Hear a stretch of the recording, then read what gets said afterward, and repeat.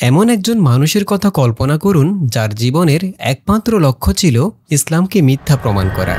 একজন রাজনীতিবিদ যিনি সব সময় ইসলামকে মিথ্যা এবং কোরআনকে বিষাক্ত গ্রন্থ বলে আখ্যা দিয়েছিলেন, যিনি একটি বই লিখেছিলেন শুধুমাত্র ইসলামকে আক্রমণ করার জন্য। তিনি বিশ্বাস করতেন ইসলাম এক অন্ধকারাচ্ছন্ন মতবাদ।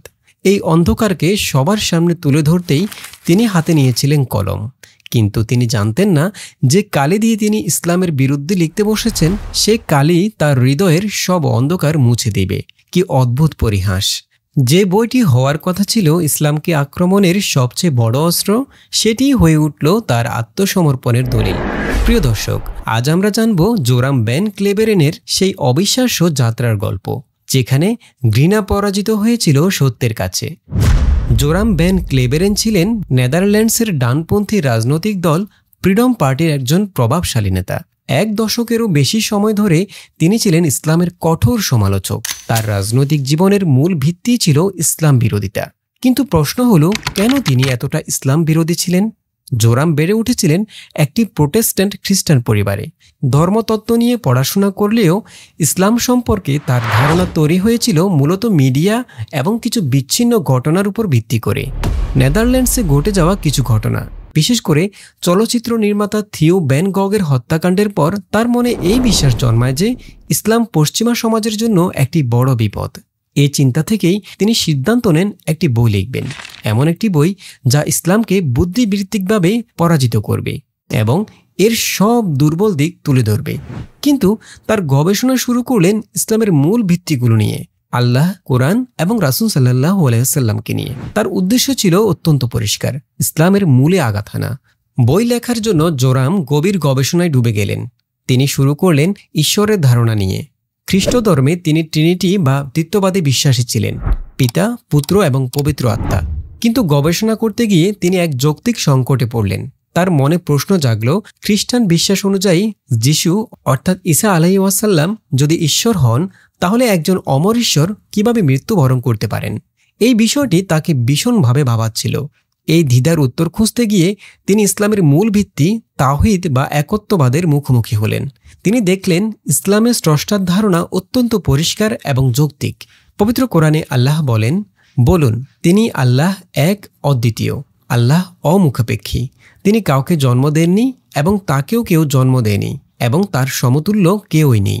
জোরাম দেখলেন এই একত্ববাদের ধারণা শুধু ইসলামেই নয়, বরং বাইবেলের ওল্ড টেস্টামেন্টেও বারবার বলা হয়েছে। মুসা আলাইহিস সালাম এবং অন্যান্য নবীরাও এক ঈশ্বরের কথাই বলে গেছেন। তার মনে হলো ইসলামের ঈশ্বরের ধারণাই তো বেশি যৌক্তিক এবং পূর্ববর্তী ঐশী গ্রন্থগুলোর সাথে সামঞ্জস্যপূর্ণ। তার নিজের বিশ্বাসের ভিত নড়ে গেল। তার ইসলাম বিরোধী বইটি ধীরে ধীরে তার নিজের সন্দেহের উত্তরপত্রে পরিণত হচ্ছিল।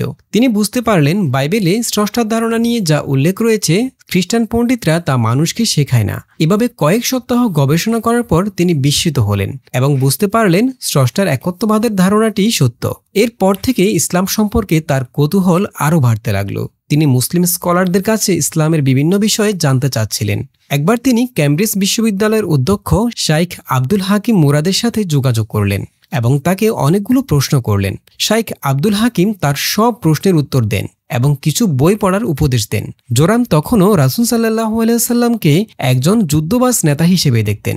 বইগুলো পড়ার পর তিনি বাইবেলের ওল্ড টেস্টামেন্টে বর্ণিত নবী ও রাসূলদের সাথে মুহাম্মদ সাল্লাল্লাহু আলাইহি ওয়াসাল্লামের তুলনা করার চেষ্টা করেন এবং নিরপেক্ষভাবে গবেষণা করার পর মুহাম্মদ সাল্লাল্লাহু আলাইহি ওয়াসাল্লাম সম্পর্কে তার ধারণা বদলে যেতে শুরু করলো। কিন্তু যে মানুষটিকে এতদিন সবচেয়ে খারাপ মানুষ হিসেবে জানতেন, তিনি তাকে রাসূল হিসেবে মেনে নিতে পারছিলেন না। তিনি আরও গবেষণা করতে লাগলেন, একটার পর একটা বই পড়তে লাগলেন। এখানে তিনি শাইখ আব্দুল হাকিমের দেওয়া পরামর্শ অনুসরণ করতে লাগলেন। শাইখ আব্দুল হাকিম বলেছিলেন, আপনি যদি খ্রিস্টান ধর্ম সম্পর্কে জানতে চান, তাহলে নাস্তিকদের লেখা বই পড়বেন না।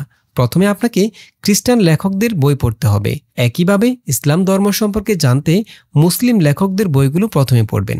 জোরাম তখন মার্টিন লিংসের লেখা Muhammad his life based on the earliest sources বইটি পড়তে লাগলেন। বইটি পড়ার পর রাসূল সাল্লাল্লাহু আলাইহি ওয়াসাল্লাম সম্পর্কে তার সব ভুল ধারণা দূর হয়ে যেতে লাগলো। একটি ঐতিহাসিক ঘটনা তাকে সবচেয়ে বেশি অবাক করল। ঘটনাটি ছিল হিন্দ বিনতে উতবাকে নিয়ে। হিন্দ ছিলেন আবু সুফিয়ানের স্ত্রী এবং ইসলামের ঘোর শত্রু। উহুদের যুদ্ধে তার নির্দেশেই রাসূল সাল্লাল্লাহু আলাইহি ওয়াসাল্লামের প্রিয় চাচা হামজা রাদিয়াল্লাহু তাআলা আনহুকে নির্মমভাবে হত্যা করা হয়। শুধু তাই নয়, হিন্দ হামজা রাদিয়াল্লাহু তাআলা আনহুর কলিজা বের করে চিবিয়েছিলেন। মক্কা বিজয়ের পর যখন রাসূল সাল্লাল্লাহু আলাইহি ওয়াসাল্লাম বিজয়ের বেশে প্রবেশ করলেন, তখন হিন্দ ভয়ে কাঁপছিলেন। তিনি ভেবেছিলেন এবার তার নিস্তার নেই। জোরাম যখন এই ঘটনাটি পড়ছিলেন, তিনি ভেবেছিলেন এবার হয়তো রাসূল সাল্লাল্লাহু আলাইহি ওয়াসাল্লাম তার জীবনের সবচেয়ে বড় প্রতিশোধ নেবেন। কিন্তু যা ঘটল তা তাকে স্তব্ধ করে দিল। তিনি দেখলেন রাসূল সাল্লাল্লাহু আলাইহি ওয়াসাল্লাম হিন্দকে ক্ষমা করে দিলেন। এই ক্ষমা জোরামের হৃদয়কে এতটাই নাড়িয়ে দেয় যে তিনি বুঝতে পারেন এই মানুষটি কোনো সাধারণ নেতা নন। তার মানে হলো, তিনি এতদিন যাকে ভুল বুঝেছেন তিনি কেবল একজন যোদ্ধা নন, বরং একজন বাবা, একজন বন্ধু এবং একজন শিক্ষকও ছিলেন। পবিত্র কোরআনে আল্লাহ তার রাসূল সম্পর্কে বলেন, আর নিশ্চয়ই আপনি মহান চরিত্রের উপর রয়েছেন। রাসূল সাল্লাল্লাহু আলাইহি ওয়াসাল্লামের জীবনী সম্পর্কে জানার পর তিনি নিজের অজান্তেই তাকে শেষ নবী হিসেবে মেনে নিলেন। তিনি বুঝতে পারলেন রাসূল সাল্লাল্লাহু আলাইহি ওয়াসাল্লাম কোনো সাধারণ মানুষ নন, তিনি অবশ্যই একজন নবী ছিলেন। জোরাম যখন বুঝতে পারলেন, তিনি কোরআনকেও আল্লাহর বাণী হিসেবে মেনে নিলেন এবং রাসূল সাল্লাল্লাহু আলাইহি ওয়াসাল্লামকেও শেষ নবী হিসেবে মেনে নিচ্ছেন, অর্থাৎ বিষয়টি একরকম কালেমা শাহাদাতি পড়া হয়ে গেল। তখন তিনি বিরক্ত হয়ে সবগুলো বই একটি উঁচু তাকের উপর রেখে দিলেন। এরপর ঘটল বিস্ময়কর সেই ঘটনা। হঠাৎ তাক থেকে কয়েকটি বই নিচে পড়ে গেল এবং তার মধ্যে পবিত্র কোরআনও ছিল। তিনি যখন পবিত্র কোরআন তুলতে গেলেন, তখন তার চোখ আটকে গেল সূরা হজের ৪৬ নম্বর আয়াতে, যেখানে লেখা ছিল, তাদের চোখ অন্ধ নয়, বরং অন্ধ তাদের বক্ষস্থিত হৃদয়। এই আয়াতটি দেখার পর তার মনে হলো যেন মহান আল্লাহ স্বয়ং তাকে কথা বলছে। তিনি বুঝতে পারলেন আল্লাহ এক এবং মুহাম্মদ সাল্লাল্লাহু আলাইহি ওয়াসাল্লাম আল্লাহর রাসূল জেনেও কেন আমি বিষয়টি গ্রহণ করতে পারছি না। কারণ আমার চোখ অন্ধ নয়, বরং আমার হৃদয় অন্ধ। আমার নফস বা অহংকারের কারণে বিষয়টি মেনে নিতে আমার কষ্ট হচ্ছে। এই ঘটনার পর তিনি খুবই বিচলিত হয়ে গেলেন। অবশেষে তিনি আল্লাহর কাছে দোয়া করলেন যেন তাকে একটি সুস্পষ্ট নিদর্শন দেখানো হয়, যা তাকে সঠিক পথের ব্যাপারে নিশ্চিত করবে। দোয়া করে তিনি ঘুমিয়ে পড়লেন এবং পরদিন সকালে ঘুম থেকে ওঠার পর তিনি এক অদ্ভুত শান্তি অনুভব করলেন। তার মন থেকে সব দ্বিধা দূর হয়ে গেল। তিনি বুঝতে পারলেন তিনি যা খুঁজছিলেন তা পেয়ে গেছেন। ইসলাম বিরোধী বই লিখতে গিয়ে তিনি নিজেই ইসলামের কাছে আত্মসমর্পণ করলেন। তিনি কালিমা শাহাদাত পাঠ করলেন এবং মুসলিম হয়ে গেলেন। কিন্তু এর পরের পথটা সহজ ছিল না। তার পরিবার, বন্ধু এবং রাজনৈতিক সহকর্মীদের প্রতিক্রিয়া ছিল মিশ্র। তার মা খবরটি শুনে কেঁদে ফেলেছিলেন, তবে তার স্ত্রী ছিলেন সহানুভূতিশীল। রাজনৈতিক সহকর্মীরা তাকে বিশ্বাসঘাতক বললেও সবচেয়ে মজার প্রতিক্রিয়া এসেছিল তার 93 বছর বয়সী নানার কাছ থেকে। তিনি রসিকতা করে বলেছিলেন, অন্তত তুমি ক্যাথলিক তো হয়ে যাওনি। জোরাম বেন ক্লেবেরেনের জীবনী এক অসাধারণ পরিবর্তনের সাক্ষী। যিনি একদিন ইসলামকে ঘৃণা করতেন, আজ তিনি ইসলামের সৌন্দর্য প্রচারে কাজ করছেন। তার গল্প আমাদের শেখায় সত্যের অনুসন্ধান করলে আল্লাহ কাউকে নিরাশ করেন না।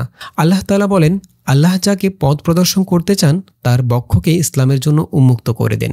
জোরামের যাত্রা আমাদের মনে করিয়ে দেয় কোনো কিছু সম্পর্কে না জেনে ঘৃণা বা বিদ্বেষ ছড়ানো কতটা ভুল। তিনি নিজে গবেষণা করেছেন, খোলা মন নিয়ে সত্যকে খুঁজেছেন এবং শেষ পর্যন্ত আল্লাহর রহমতে হেদায়েত পেয়েছেন। তার গল্পটি লক্ষ লক্ষ মানুষের জন্য অনুপ্রেরণার উৎস।